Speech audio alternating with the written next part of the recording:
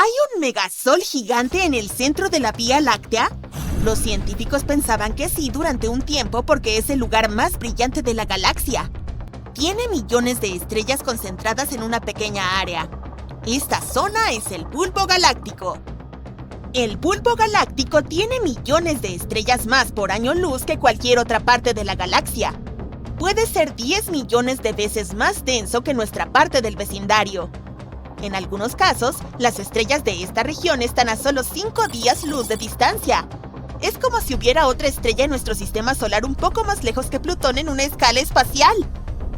¿Pero por qué este lugar es tan denso? Cuando se forman las galaxias, una gran cantidad de gas y polvo se juntan bajo la fuerza de la gravedad. Este material se acumula y con el tiempo forma estrellas. La gravedad y el momento angular se equilibran y entonces se empieza a formar un disco plano con un núcleo denso y abultado, bastante brillante.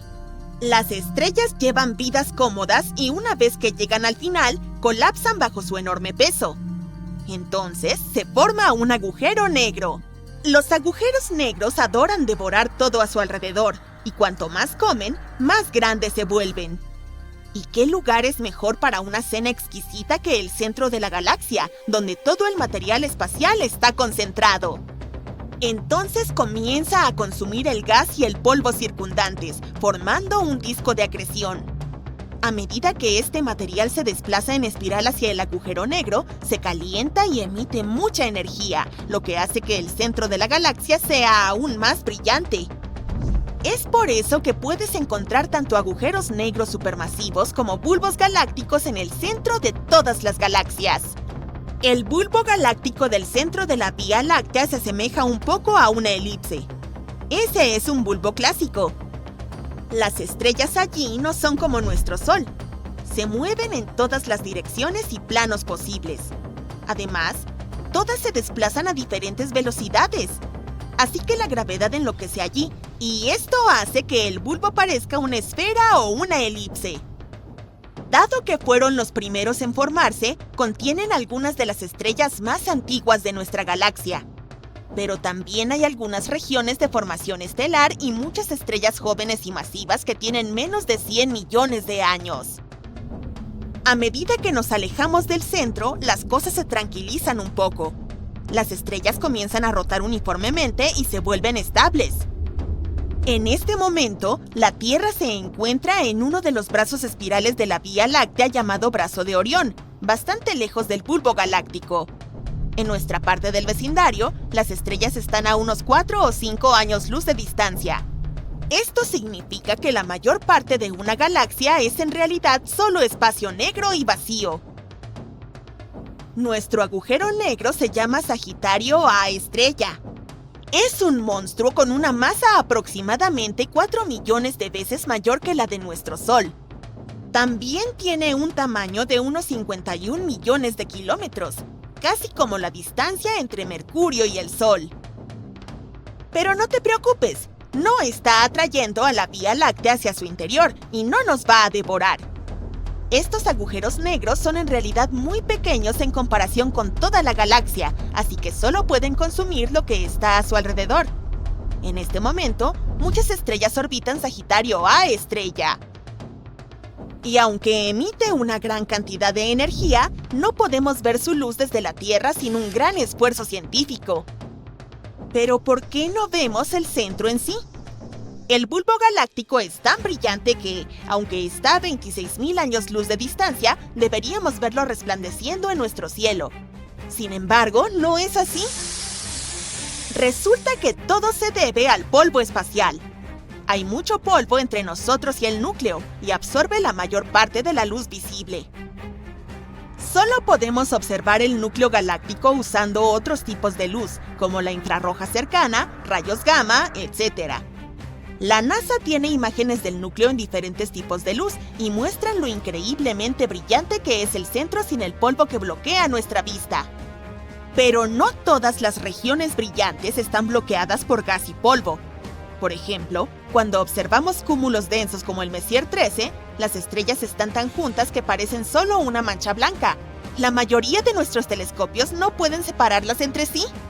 La galaxia satélite M32, nuestra vecina cercana a la galaxia de Andrómeda, tiene alrededor de 84 estrellas por año luz. Es tan densa que las estrellas no pueden distinguirse ni siquiera con el telescopio espacial Hubble. Para hacernos una idea, nuestro sistema solar tiene una longitud de 2 años luz. Veríamos alrededor de 168 estrellas fuera de nuestra ventana si estuviéramos allí. Nuestra estrella más cercana es Alpha Centauri. Está a unos 4 años luz. Si estuviera a solo un par de días luz de distancia, brillaría mucho más que la luna llena. Así que si de alguna manera lográramos sobrevivir en regiones de estrellas increíblemente densas, el cielo sería blanco todo el día. Pero es poco probable que podamos sobrevivir. A medida que nos acercamos al centro de la Vía Láctea, las posibilidades de encontrar vida se vuelven muy escasas. La gravedad de las estrellas está descontrolada con movimientos caóticos, por lo que apenas hay planetas alrededor. En esos planetas milagrosos, la radiación de los rayos cósmicos se dispara. Las explosiones de supernovas y las colisiones estelares cercanas se convierten en algo cotidiano, y todo el gas alrededor hace que sea prácticamente imposible respirar o incluso ver correctamente.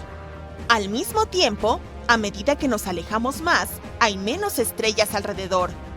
Elementos que son superútiles para la vida, como el carbono, el oxígeno y el hierro, son producidos por las estrellas, por lo que también disminuyen. El exceso de radiación es terrible, pero una radiación demasiado baja significa que no hay suficiente energía para que se produzcan reacciones químicas, como la fotosíntesis.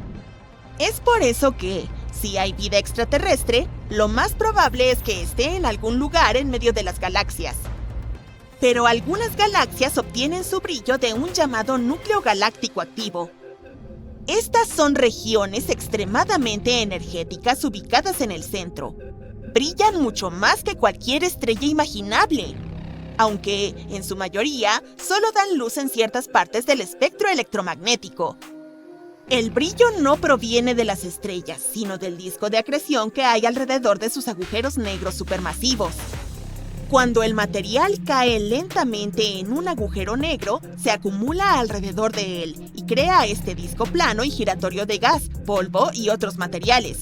Dado que la gravedad y la fricción allí son extremas, este disco se calienta y empieza a emitir enormes cantidades de energía. Además, este disco gira increíblemente rápido, casi a la velocidad de la luz. Debido a eso, las colisiones ocurren todo el tiempo y son muy poderosas. Liberan cantidades aún mayores de energía. La mayoría de las galaxias no tienen un núcleo activo, o AGN. Aquellas que sí lo tienen, como la galaxia M87, en la constelación de Virgo, se llaman galaxias activas. También hay diferentes tipos de AGN, como las galaxias Seyfert, las galaxias de radio y finalmente los ganadores de nuestra competencia de brillo espacial, los cuásares. Imagina cosas tan brillantes que pueden eclipsar toda la galaxia a la que pertenecen. Los cuásares son un tipo específico de núcleo galáctico activo, la forma más extrema y luminosa. Pertenecen a los agujeros negros supermasivos, los más grandes del universo. Los cuásares son como una combinación de varias cosas. Primero, son los discos de acreción más brillantes del universo conocido, debido a los agujeros negros gigantes que devoran todo a su alrededor. Pero tienen algunas características interesantes. Por ejemplo, poseen poderosos chorros de partículas que se disparan desde los polos del agujero negro casi a la velocidad de la luz. Estos chorros aumentan el brillo del cuásar, aunque solo pueden ser observados en longitudes de onda de radio. La energía que emiten es tan intensa que pueden verse a miles de millones de años luz de distancia. Sin embargo, el cuásar más cercano a nosotros está a 600 millones de años luz, así que no podemos detectarlo con telescopios caros. Entonces, cuando observamos una galaxia a través de un telescopio, normalmente vemos solo el núcleo más brillante, no las partes exteriores. Desafortunadamente, nuestros ojos no están hechos para ver cosas como el núcleo galáctico activo, así que estas estrellas son lo más brillante que podemos ver. Pero ¡qué vista más hermosa es! Cosmos 482, una cápsula de alta tecnología, fue construida para sobrevivir incluso al calor más extremo de otro planeta. Pero algo salió mal. nunca logró salir de la órbita terrestre. Durante más de 50 años, derivó silenciosamente alrededor del planeta, olvidada hasta ahora. En mayo de 2025, la gravedad finalmente la trajo de regreso. Fue creada para sobrevivir la reentrada y lo suficientemente impredecible como para estrellarse en cualquier lugar, sin aviso, sin paracaídas. Solo una esfera de 500 kilogramos cayendo del cielo. Un meteorito creado por el hombre capaz de causar caos. En 1972, este balón de apariencia extraña fue enviado en una misión con destino a Venus. Bien, Venus es como el gemelo malvado de la Tierra. Es similar en tamaño, pero ahí termina la semejanza. Es el planeta más caliente del sistema solar, donde las temperaturas alcanzan los 460 grados. Suficiente calor como para derretir el plomo. La presión atmosférica es unas 90 veces mayor que la de la Tierra, lo que equivale a estar a 900 metros bajo el agua, y te sientes como si estuvieras en un compactador de basura. Y la atmósfera en sí está compuesta de dióxido de carbono, con nubes que hacen llover ácido sulfúrico. Así que es bastante terrible. Sin embargo, se esperaba que el Cosmos 482 lograra llegar y aterrizar. Pero no por mucho tiempo. Fue una especie de misión de reconocimiento autodestructiva. La nave espacial estaba diseñada para aterrizar y transmitir datos, al menos durante unos minutos. En la superficie que aplasta, cocina y básicamente disuelve cualquier cosa que la toque. ¿Pero cómo? Bueno, venía con escudos térmicos para el descenso llameante, un mini acondicionador para mantenerse fresco el tiempo suficiente y una armadura lo bastante resistente para soportar el brutal entorno de Venus. Era realmente una bóveda de alta tecnología reforzada construida para un viaje de ida.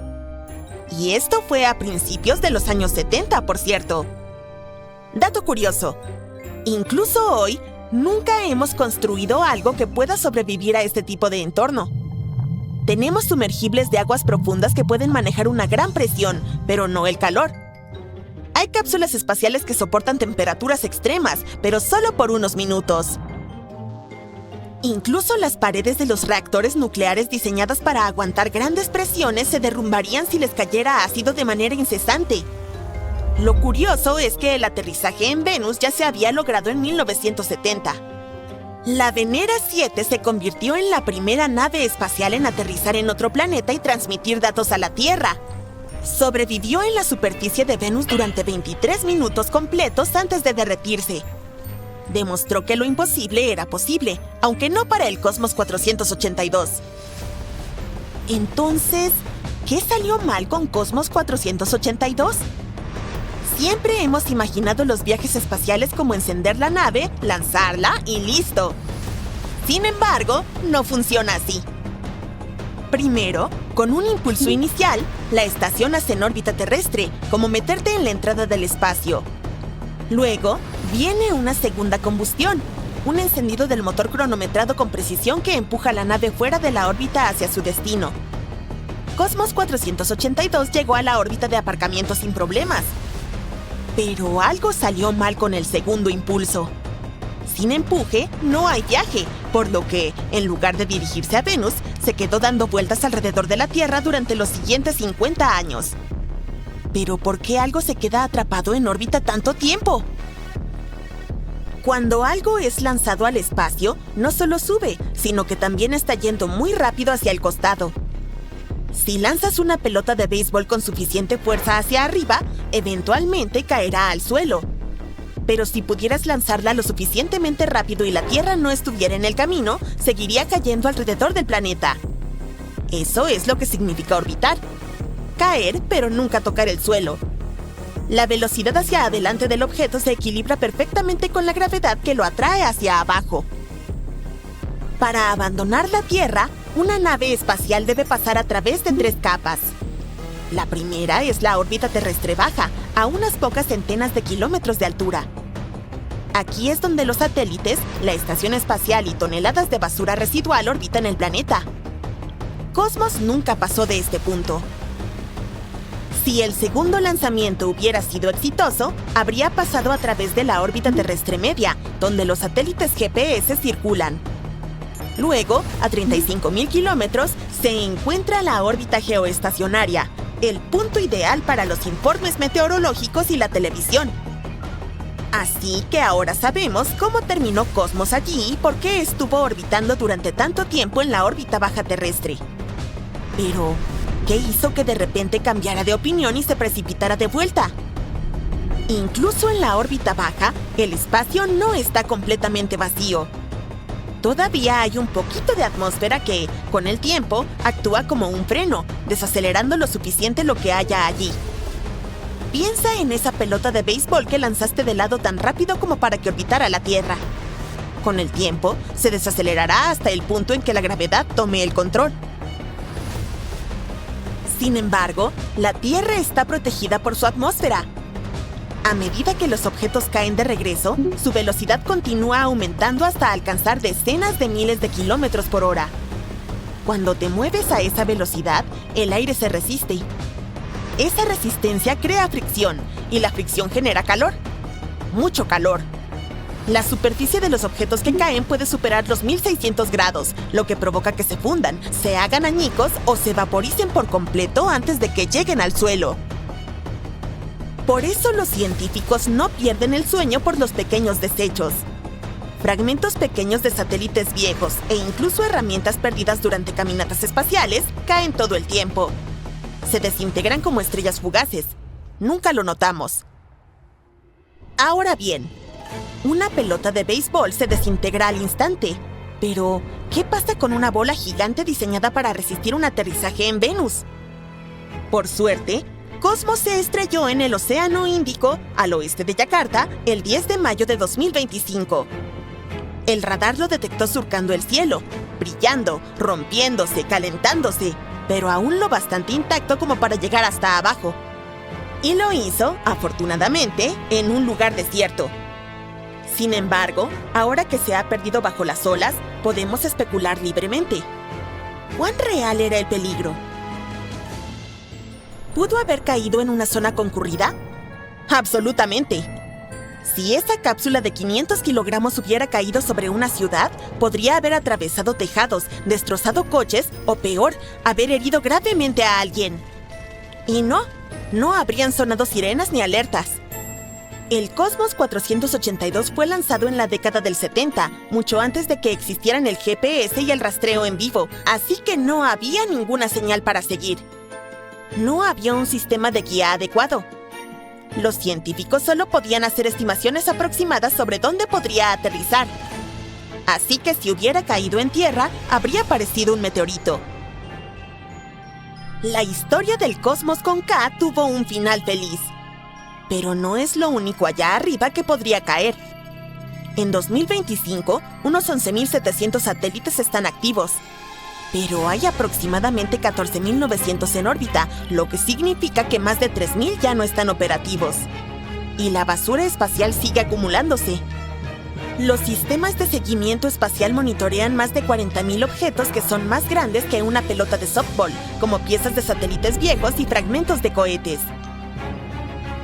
Los científicos estiman que existen más de 1 millón de fragmentos mayores de 1 centímetro y más de 100 millones de pedazos más pequeños que todavía flotan alrededor. No pueden hacernos daño aquí en la Tierra, pero la mayoría se acumulan en la órbita baja terrestre, donde las colisiones pueden generar nubes explosivas de desechos, dañando satélites y estaciones espaciales.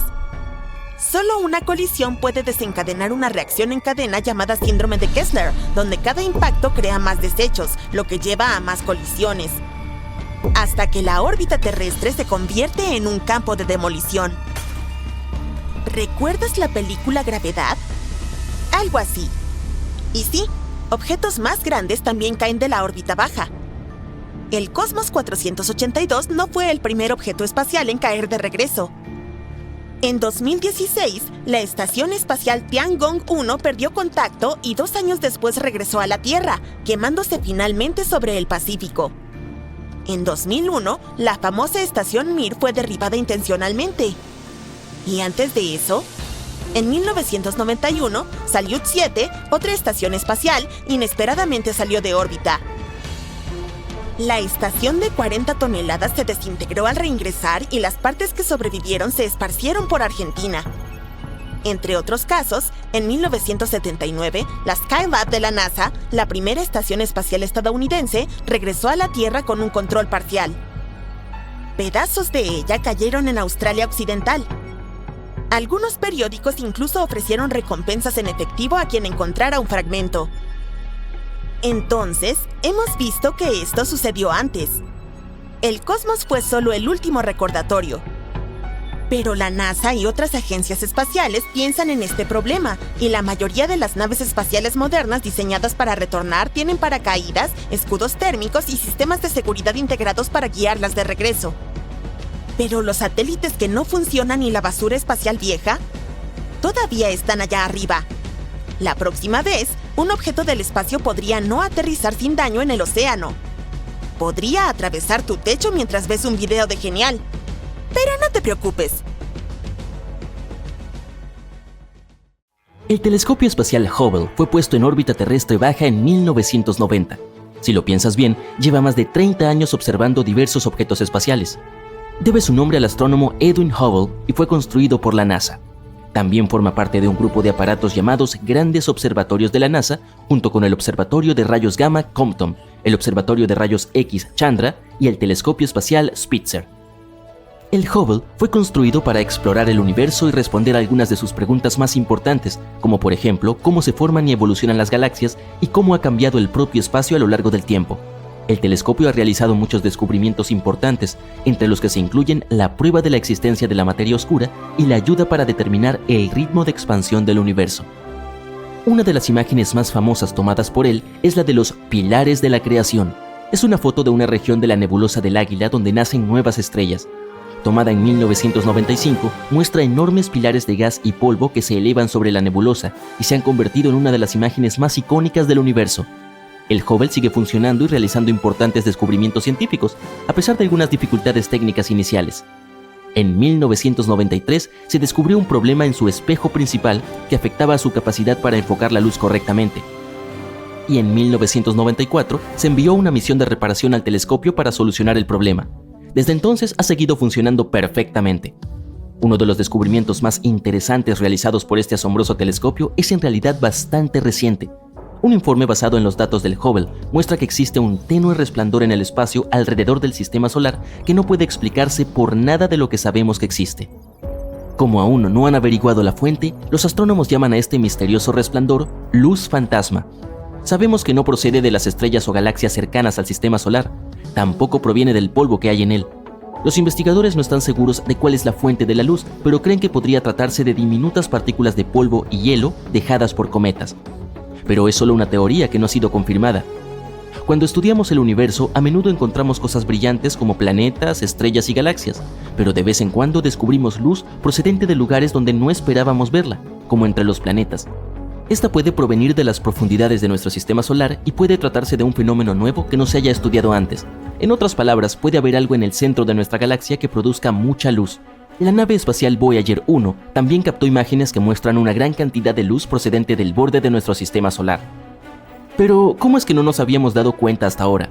Bueno, porque la mayor parte de la luz en las imágenes tomadas por el telescopio Hubble proviene de cosas cercanas a la Tierra.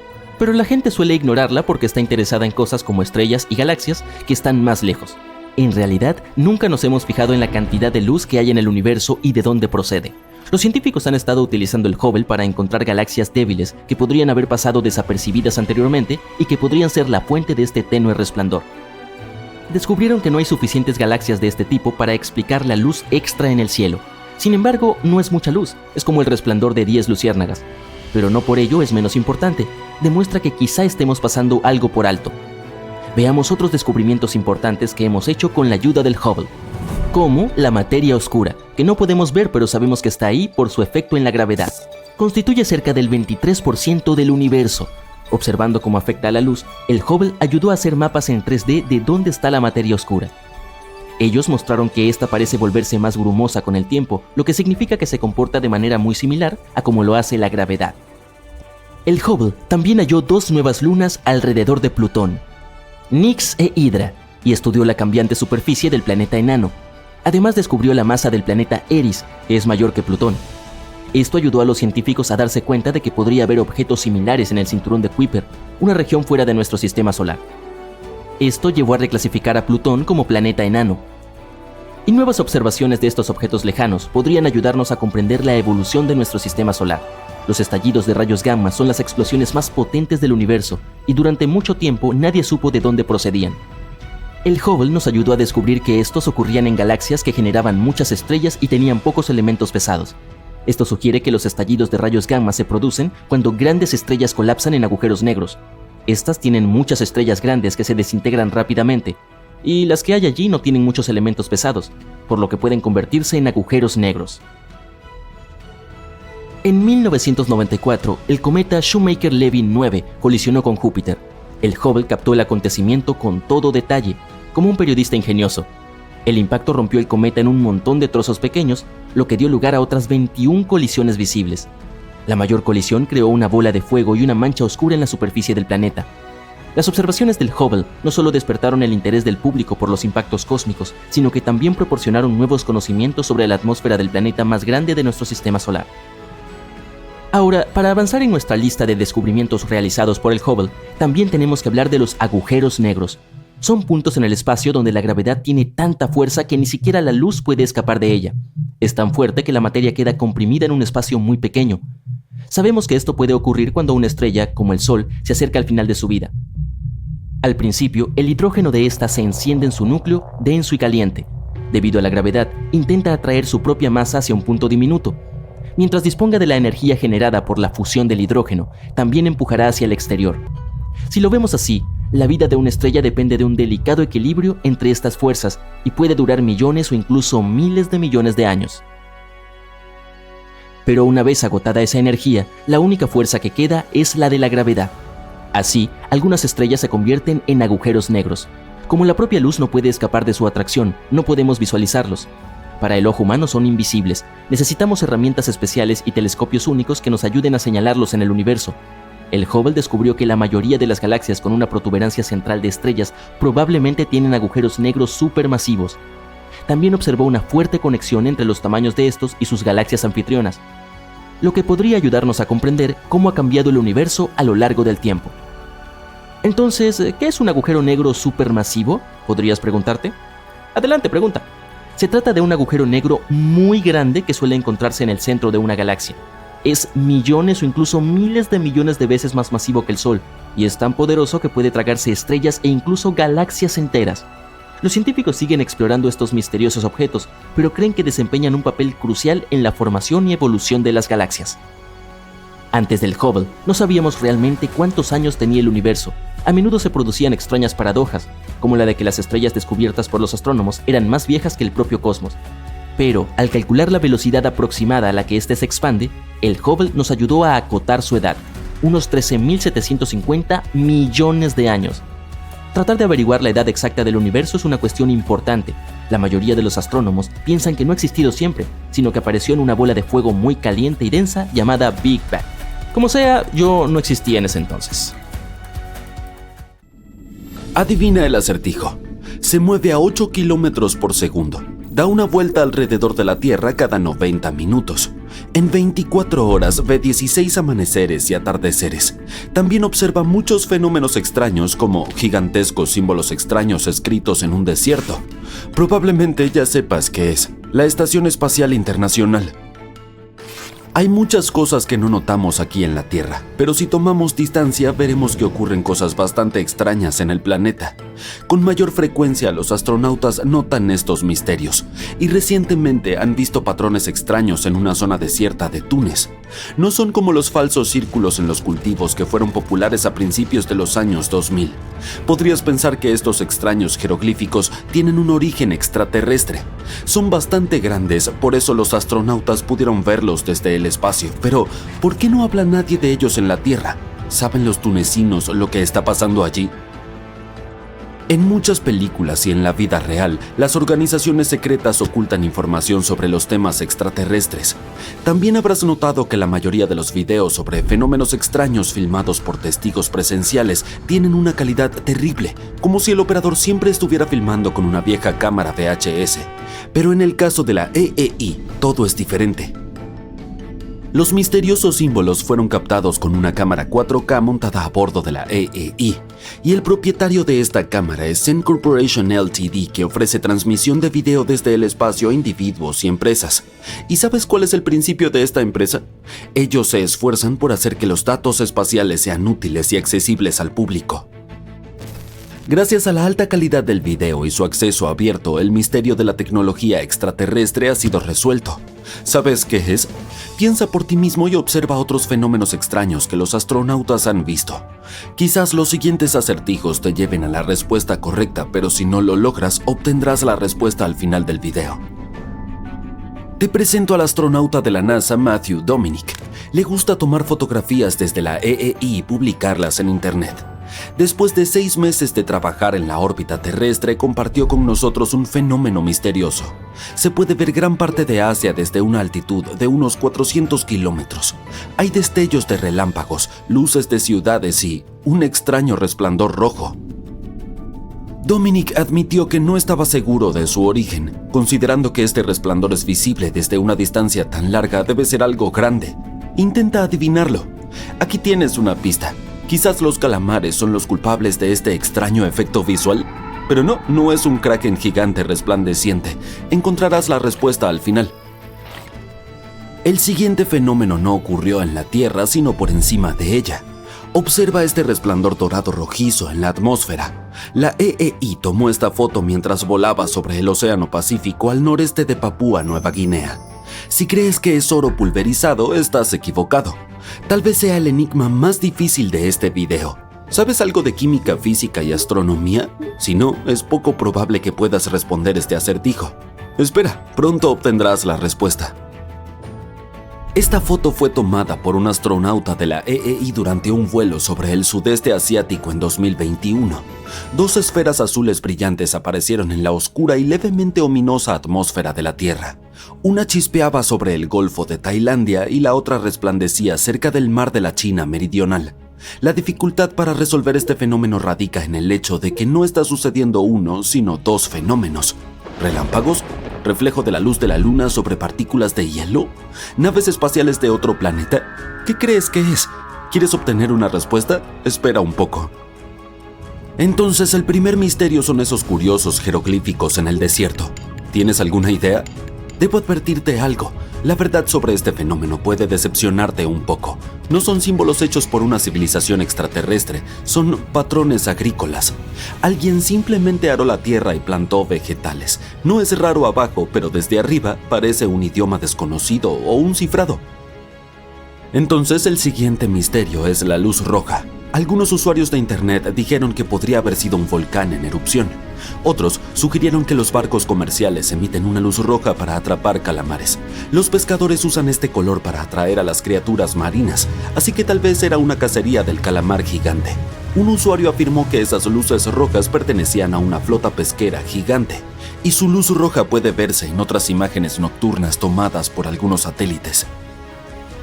Es hora de enfrentarse al misterio más difícil, el resplandor dorado rojizo. Si entiendes la atmósfera de nuestro planeta y conoces la interacción química entre los elementos de la tabla periódica, entonces probablemente ya adivinaste de qué se trata. Si no, aquí tienes una respuesta simple. Un resplandor dorado rojizo aparece cuando la luz solar interactúa con las moléculas y átomos en la atmósfera de la Tierra. Ahora echemos un vistazo más detallado a esto.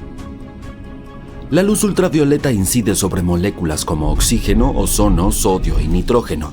La luz estimula estas partículas, es decir, las cargas de energía durante el día, provocando que se separen y se exciten los electrones en su interior.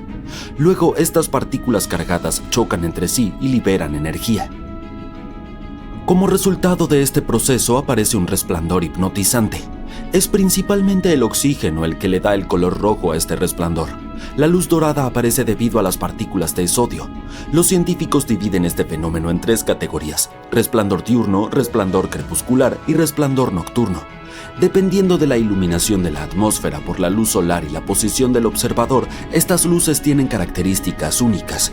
Un fenómeno tan fascinante no solo muestra la estética visual de nuestro planeta, sino que también ayuda a estudiar mejor la atmósfera superior.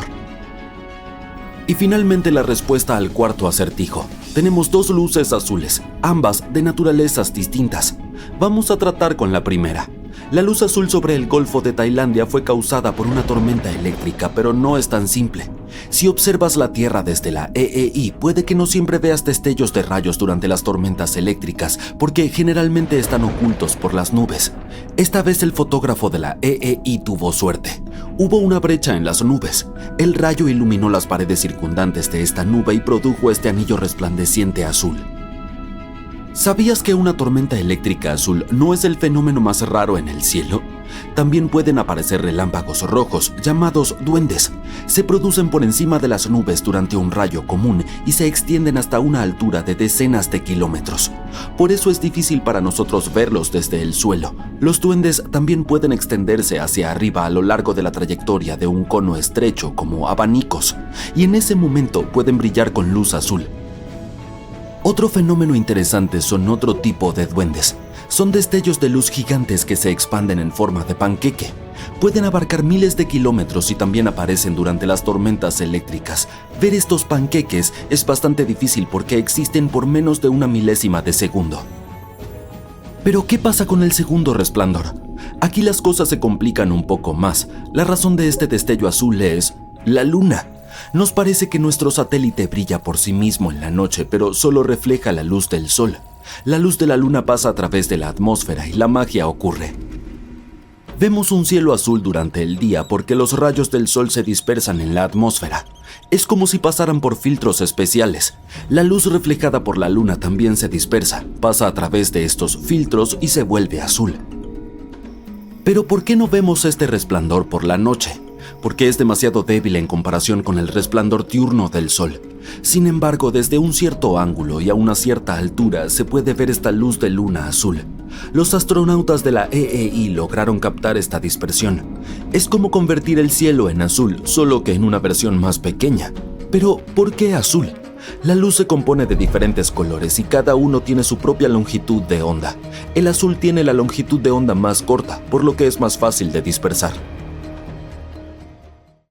Te despiertas después de una siesta. ¿Enciendes el interruptor de la luz? Nada. Sigue todo completamente oscuro. La batería de tu teléfono está agotada. El cargador es inútil. Sin Wi-Fi, sin televisión, solo estática en la radio. Estás completamente desconectado. Te acercas a la ventana y ves que toda la ciudad está a oscuras. Luego, de la nada, el cielo nocturno explota en remolinos de tonos verdes, púrpura y azules.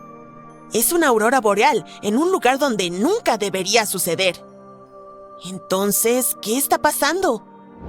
Lo que suena como una verdadera pesadilla moderna podría hacerse realidad si una tormenta solar superpotente impacta la Tierra. Y podría costar billones de dólares solo en Estados Unidos. Así que ahora, los científicos están creando un tipo de sistema de advertencia. Es un semáforo espacial que ayuda a protegernos de los peligros ocultos de nuestro propio Sol, fuente de vida. Lo primero es lo primero. Las tormentas solares son gigantescas explosiones de energía que vienen del Sol. Imagina al Sol como una gran esfera envuelta en un desorden caótico de campos magnéticos, tal como tus finos mechones de cabello después de una noche agitada. Ahora bien, a medida que el Sol gira, esos campos magnéticos comienzan a retorcerse. Pero aquí está el asunto. No todos se mueven a la misma velocidad, y eso es lo que desajusta todo. Porque esos campos magnéticos enredados se estiran y se tuercen tanto que por fin se rompen y se vuelven a conectar. Y cuando eso sucede, ¡boom! Toneladas de energía se liberan a través del espacio. Una tormenta solar es precisamente eso. Una repentina explosión de energía, partículas, campos magnéticos y material caliente expulsado por el Sol. y generalmente se manifiesta de 3 formas poderosas. Primero, la erupción solar. Es un destello brillante de radiación o luz que ofrece un espectáculo único. Son las explosiones más poderosas en nuestro sistema solar. Las erupciones solares emiten todo tipo de energía a través del espectro electromagnético, incluyendo rayos X, rayos gamma y ondas de radio. A continuación, la tormenta de radiación. Esto ocurre cuando el Sol lanza partículas cargadas, como electrones y protones, al espacio a velocidades súper altas. Para darte una idea, las partículas más rápidas pueden cubrir los 150 millones de kilómetros desde el Sol hasta la Tierra en apenas media hora. Y finalmente, la eyección de masa coronal. Esto ocurre cuando enormes nubes de plasma explotan desde la capa exterior del Sol, conocida como la corona. Desde lejos, parece que gigantescas burbujas estallan en la superficie del Sol. Estas explosiones son tan fuertes que pueden lanzar miles de millones de toneladas de material hacia lo profundo del sistema solar en un solo estallido poderoso. Bien, entonces las tormentas solares lanzan todo este material al sistema solar. Y eso no sería problema si no fuera porque puede afectarnos. Cuando una tormenta solar se dirige hacia la Tierra, las cosas pueden complicarse. Si choca contra nuestro campo magnético, desencadena lo que se conoce como tormenta geomagnética, y eso puede alterar mucho nuestra vida diaria. Por ejemplo, los satélites. Una fuerte tormenta geomagnética puede dañarlos o hacer que se apaguen por un tiempo. Los sistemas GPS, como el del teléfono o el automóvil, pueden dejar de dar direcciones precisas. Las señales de televisión podrían fallar o interrumpirse. Incluso las llamadas telefónicas podrían cortarse o sonar extrañas. En una escala mayor, el Internet mismo se enfrentaría a graves problemas.